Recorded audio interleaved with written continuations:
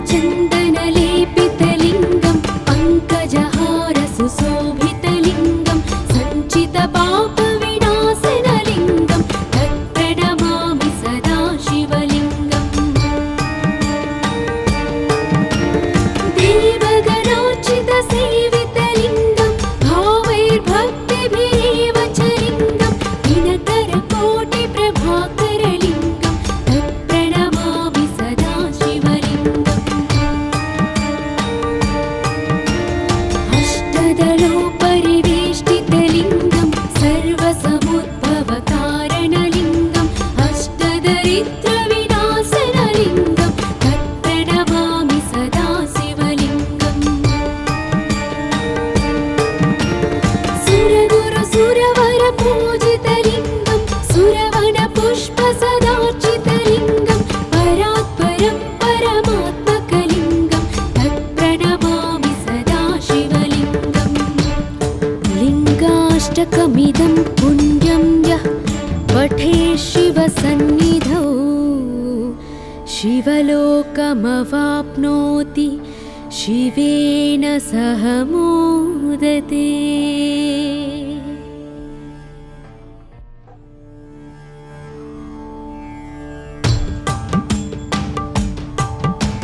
ब्रह्ममुरारिसुरार्चितलिङ्गं निर्मलभासितशोभितलिङ्गं जन्मजदुःखविनाशकलिङ्गं तत्प्रणमामि सदा शिवलिङ्गम्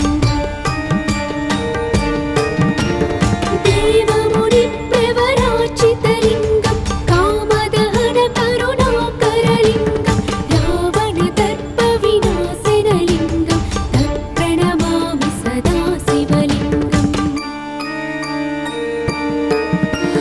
सर्वसुगन्धसुलेपितलिङ्गं बुद्धिविवर्धनकारणलिङ्गं सिद्धसुरासुरवन्दितलिङ्गं तत्प्रणमामि सदा शिवलिङ्गम्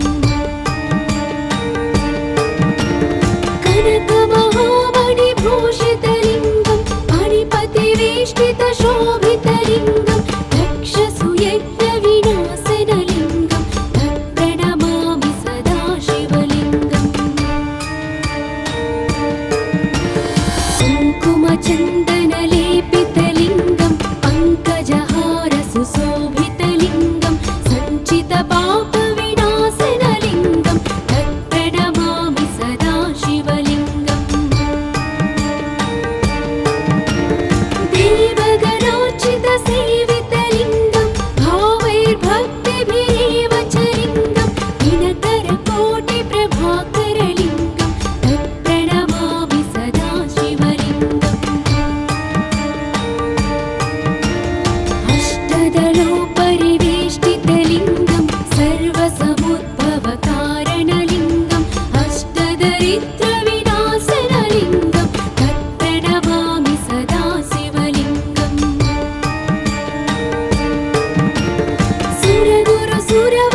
सुरगुरुसुरवरपूजितलिङ्गं सुरवनपुष्पसदार्चितलिङ्गं परात्परं परमात्मकलिङ्गं तत्प्रणमामि सदा शिवलिङ्गम् लिङ्गाष्टकमिदं पुण्यं यः पठेत् शिवसन्निधौ शिवलोकमवाप्नोति शिवेन सह मोदते।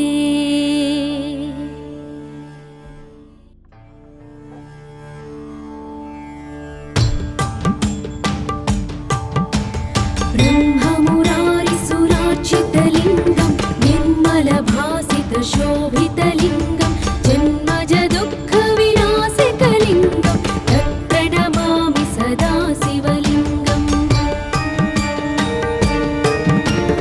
देवमुनिप्रवरार्चितलिङ्गं कामदहनकरुणाकरलिङ्गं रावणदर्पविनाशनलिङ्गं तत्प्रणमामि सदा शिवलिङ्गम् सर्वसुगन्धसुलेपितलिङ्गं बुद्धिविवर्धनकारणलिङ्गं सिद्धसुरासुरवन्दितलिङ्गं तत्प्रणमामि सदा शिवलिङ्गम्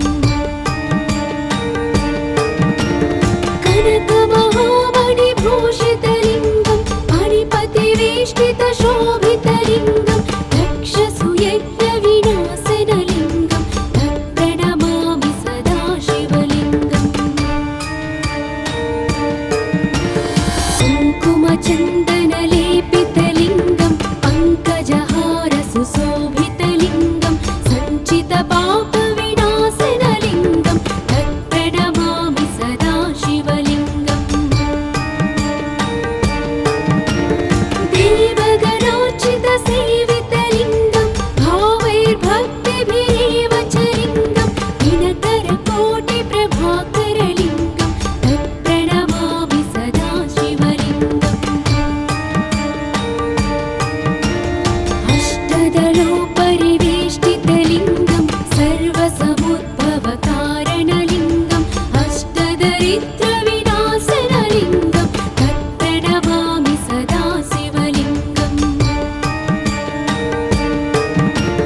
सुरगुरुसुरवरपूजितलिङ्गं सुरवनपुष्पसदार्चितलिङ्गं परात्परं परमात्मकलिङ्गं तत्प्रणमामि सदा शिवलिङ्गम् लिङ्गाष्टकमिदं पुण्यं यः पठेत् शिवसन्निधौ शिवलोकमवाप्नोति शिवेन सह मोदते।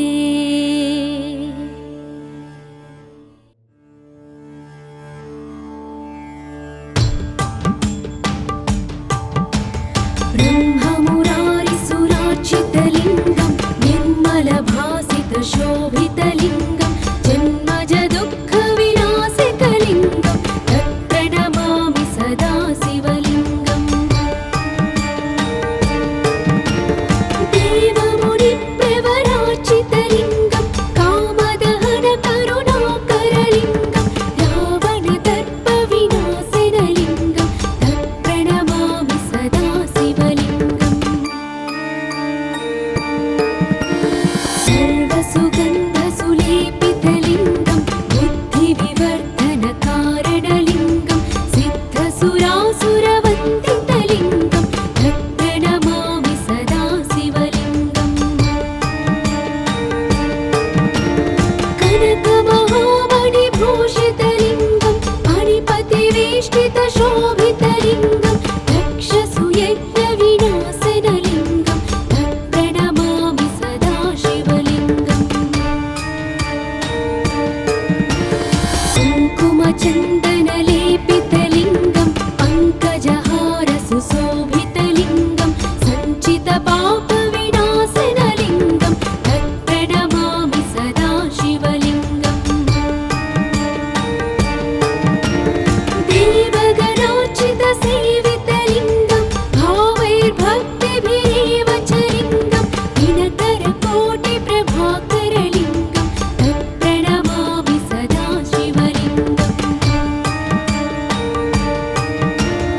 अष्टदलोपरिवेष्टितलिङ्गं सर्वसमुद्भवकारणलिङ्गम् अष्टदरिद्रविनाशनलिङ्गं तत्प्रणमामि सदा शिवलिङ्गम् सुरगुरुसुरवरपूजितलिङ्गं सुरवनपुष्पसदार्चितलिङ्गं परात्परं परमात्मकलिङ्गं तत्प्रणमामि सदा शिवलिङ्गम् लिङ्गाष्टकमिदं पुण्यं यः पठेत् शिवसन्निधौ शिवलोकमवाप्नोति शिवेन सह मोदते।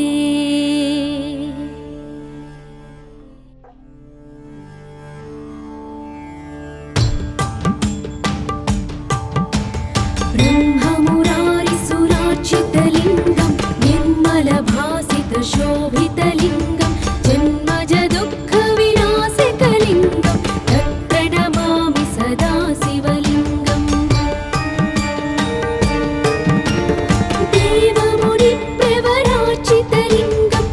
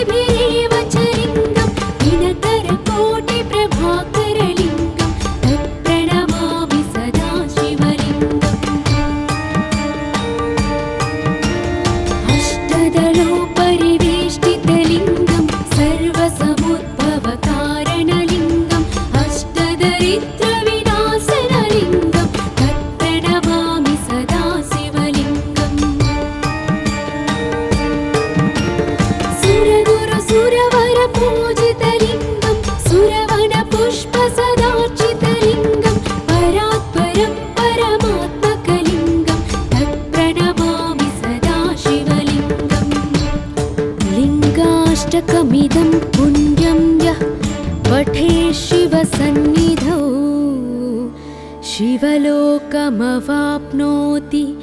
शिवेन सह मोदते।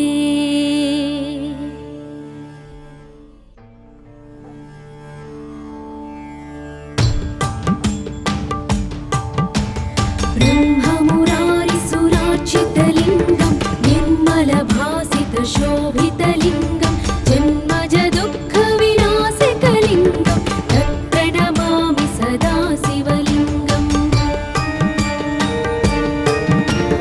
देवमुनिप्रवरार्चितलिङ्गं कामदहनकरुणाकरलिङ्गं रावणदर्पविनाशनलिङ्गं तत्प्रणमामि सदा शिवलिङ्गम्।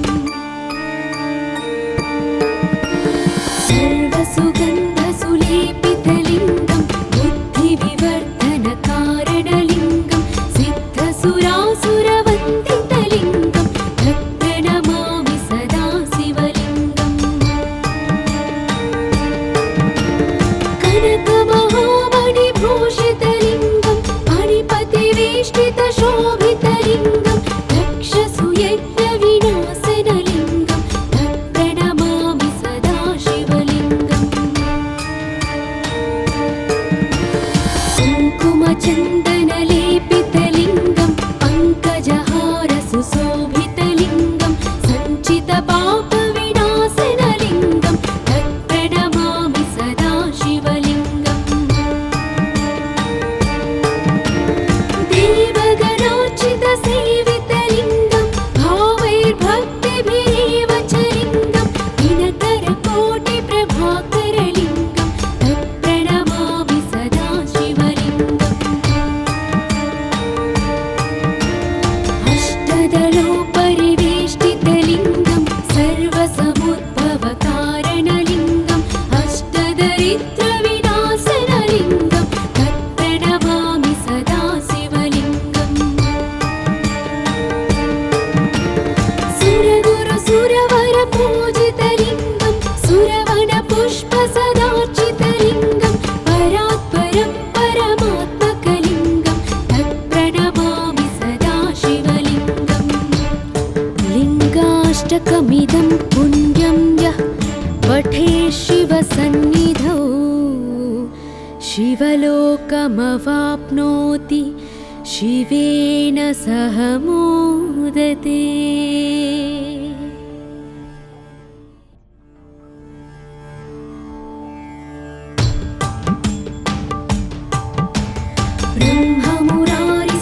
ब्रह्ममुरारिसुरार्चितलिङ्गं निर्मलभासितशोभितलिङ्गं जन्मजदुःखविनाशकलिङ्गं तत्प्रणमामि सदा शिवलिङ्गम्। देवमुनिप्रवरार्चितलिङ्गं कामदहनकरुणाकरलिङ्गं रावणदर्पविनाशनलिङ्गं तत्प्रणमामि सदा शिवलिङ्गम्। सर्वसुगन्धसुलेपितलिङ्गं बुद्धिविवर्धनकारणलिङ्गं सिद्धसुरासुरवन्दितलिङ्गं तत्प्रणमामि सदा शिवलिङ्गम्। कनकमहामणिभूषितलिङ्गं मणिपतिवेष्टितशोभितलिङ्गं दक्षसूयज्ञविनाशनलिङ्गं तत्प्रणमामि सदा शिवलिङ्गम्। कुङ्कुमचन्दनलेपितलिङ्गं पङ्कजहारसुशोभितलिङ्गं सञ्चितपापविनाशनलिङ्गं।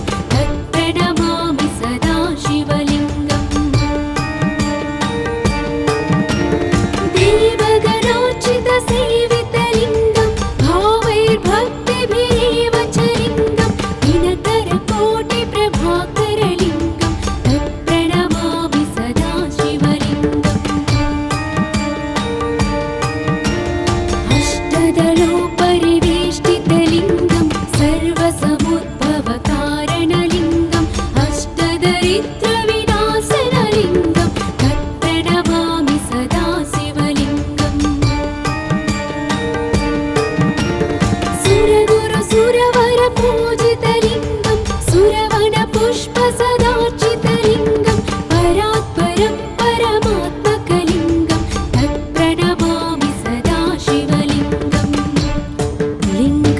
लिङ्गाष्टकमिदं पुण्यं यः पठे शिवसन्निधौ शिवलोकमवाप्नोति शिवेन सह मोदते।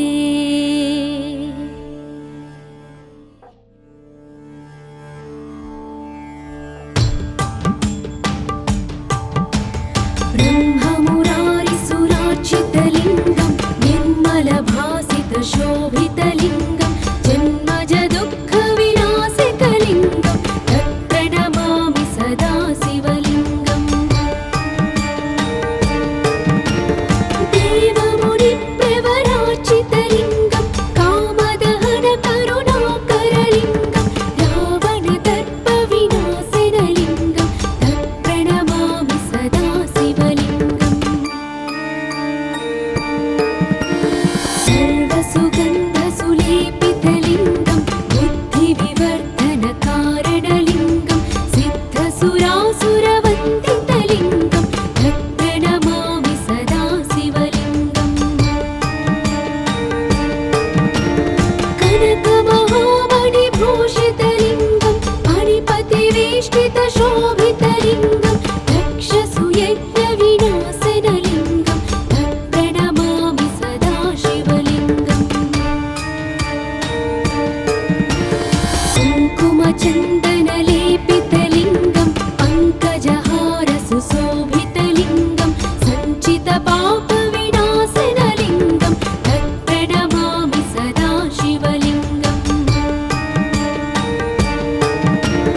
देवगणार्चितसेवितलिङ्गं भावैर्भक्तिभिरेव च लिङ्गं दिनकरकोटिप्रभाकरलिङ्गं तत्प्रणमामि सदा शिवलिङ्गम्।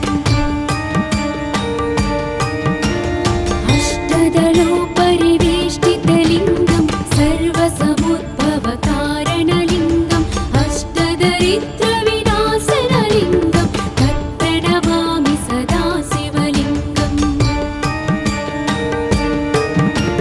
सुरगुरुसुरवरपूजितलिङ्गं सुरवनपुष्पसदार्चितलिङ्गं परात्परं परमात्मकलिङ्गं तत्प्रणमामि सदा शिवलिङ्गम्। लिङ्गाष्टकमिदं पुण्यं यः पठे शिवसन्निधौ शिवलोकमवाप्नोति शिवेन सह मोदते।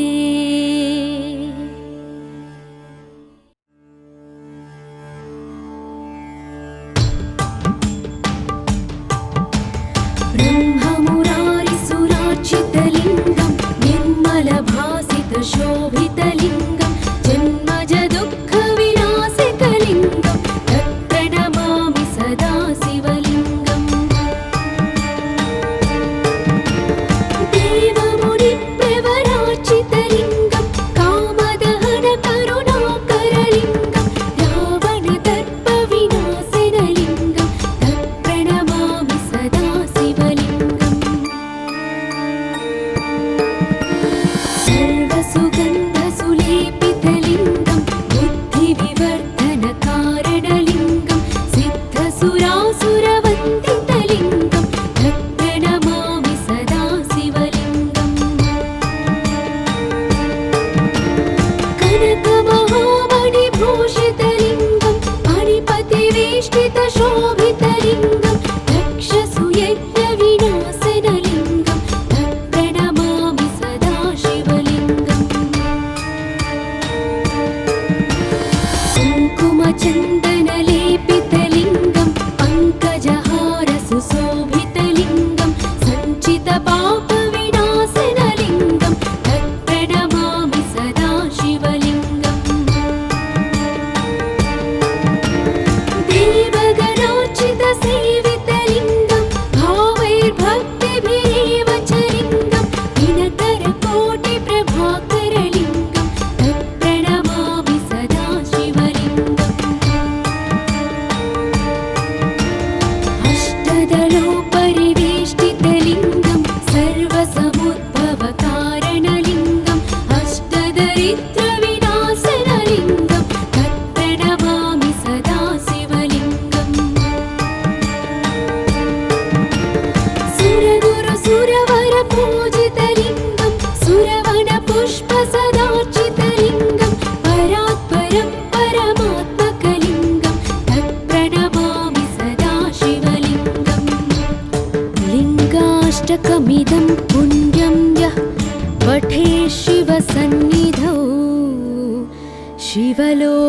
शिवलोकमवाप्नोति शिवेन सह मोदते।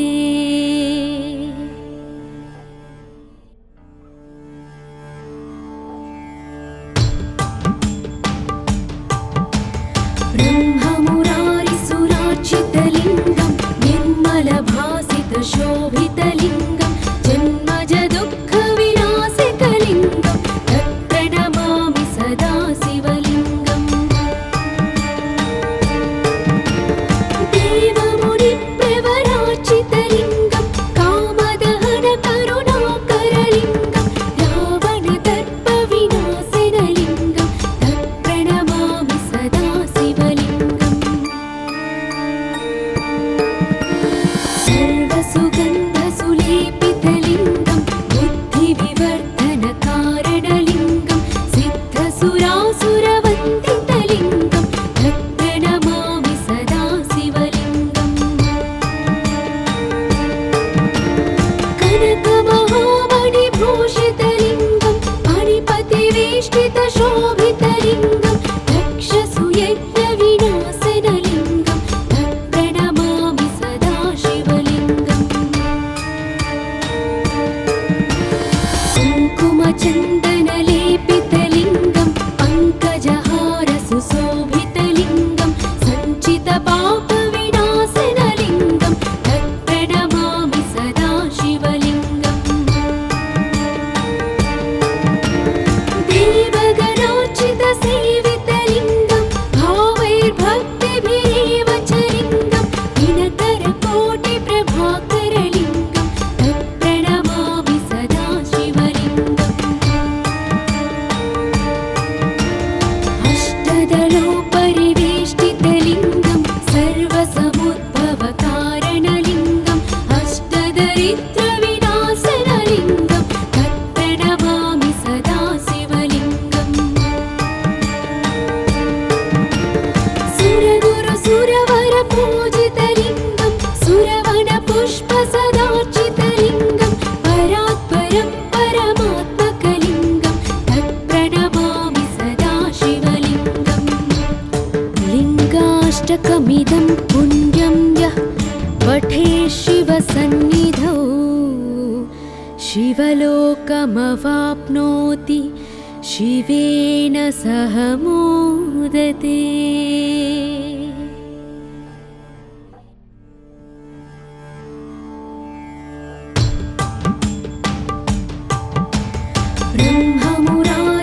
ब्रह्ममुरारिसुरार्चितलिङ्गं निर्मलभासितशोभितलिङ्गं जन्मजदुःखविनाशकलिङ्गं तत्प्रणमामि सदा शिवलिङ्गम्।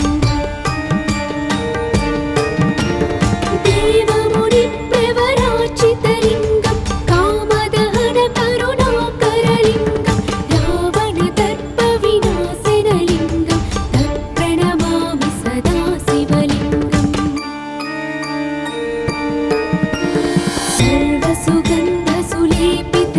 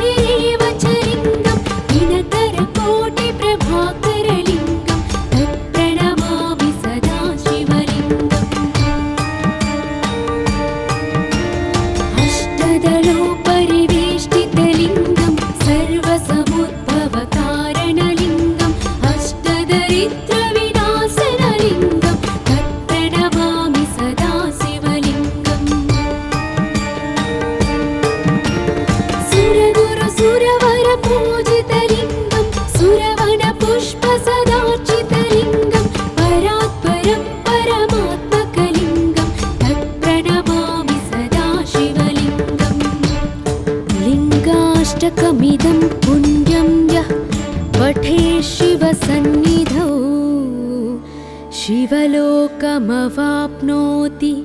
शिवेन सह मोदते।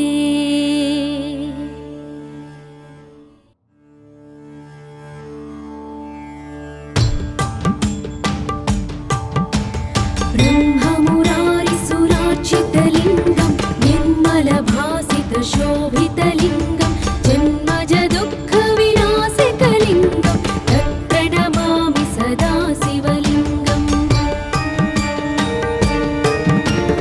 देवमुनिप्रवरार्चितलिङ्गं कामदहनकरुणाकरलिङ्गं रावणदर्पविनाशनलिङ्गं तत्प्रणमामि सदा शिवलिङ्गम्। सर्वसुगन्धसुलेपितलिङ्गं बुद्धिविवर्धनकारणलिङ्गं सिद्धसुरासुरवन्दितलिङ्गं तत्प्रणमामि सदा शिवलिङ्गम्। कनकमहामणिभूषितलिङ्गं मणिपतिवेष्टितशोभितलिङ्गं दक्षसुयज्ञविनाशनलिङ्गं तत्प्रणमामि सदा शिवलिङ्गम्। कुङ्कुमचन्दनलेपितलिङ्गं पङ्कजहारसुशोभितलिङ्गं सञ्चितपापविनाशनलिङ्गं तत्प्रणमामि सदा शिवलिङ्गम्। देवगणार्चितसेवितलिङ्गं भावैर्भक्तिभिरेव च लिङ्गं दिनकरकोटिप्रभाकरलिङ्गं तत्प्रणमामि सदा शिवलिङ्गम्। अष्टदलोपरिवेष्टितलिङ्गं सर्वसमुद्भवकारणलिङ्गं अष्टदरिद्रविनाशनलिङ्गं तत्प्रणमामि सदा शिवलिङ्गम्। सुरगुरुसुरवरपूजितलिङ्गं सुरवनपुष्पसदार्चितलिङ्गं परात्परं परमात्मकलिङ्गं तत्प्रणमामि सदा शिवलिङ्गम्। लिङ्गाष्टकमिदं पुण्यं यः पठेत् शिवसन्निधौ शिवलोकमवाप्नोति शिवेन सह मोदते।